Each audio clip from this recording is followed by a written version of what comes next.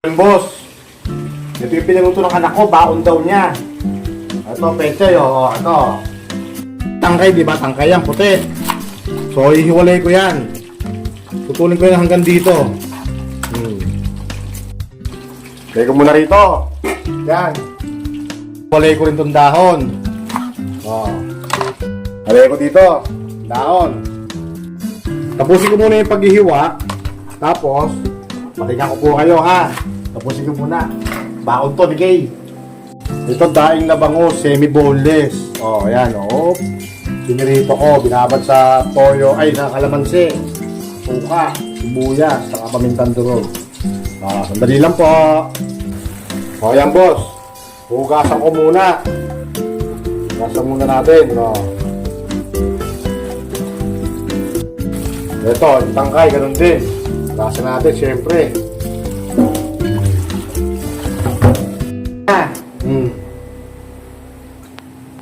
Sila,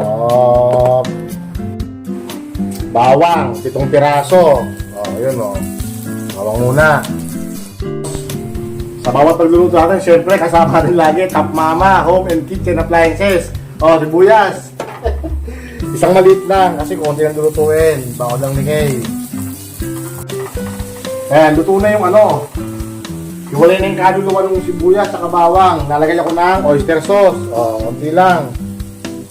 Tama na yan. Opya. Piliin ko muna. Haluin natin ng konti-konti lang. Siyempre. Lagay ko na itong yung tangkay ng pecha. Ayan, lagay natin,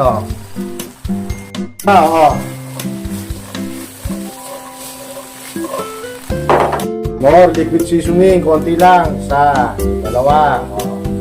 Ajinomoto, umami. Paminta, pamintang durog.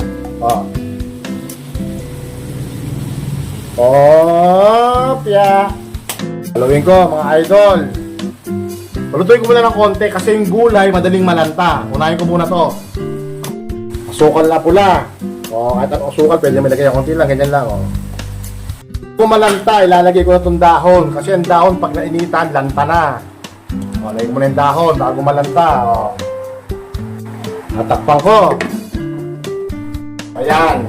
Makalipas ang 1 minuto, baltarin ko. Baka yung ilalim may ano-ano na.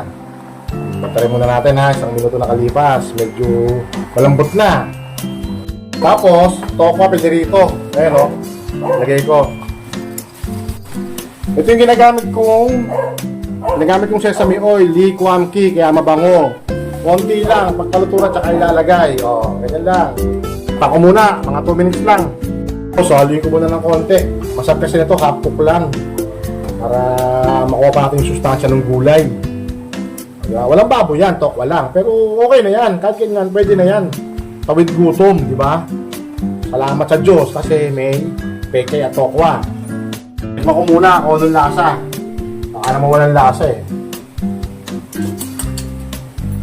Sarap na, ayos na. Tapos na mga idol, ganyan lang, 4 minutes. Patayin ko na yung kalan, tapos haluin ko lang siya para yung init kumalat. Para ang gulay malutong. Ganyan na.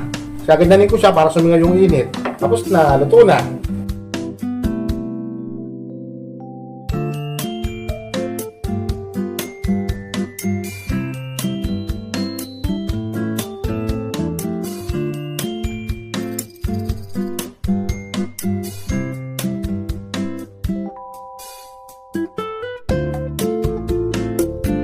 Boss, ito. Muna natin yung tokwa, Ayun, ang lasa,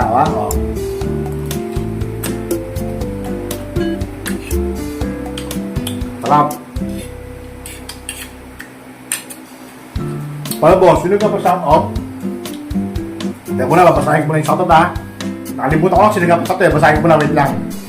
Shout out kay Dick Arcano, Cassie F. Onabla, Arson Francisco ng Pasig.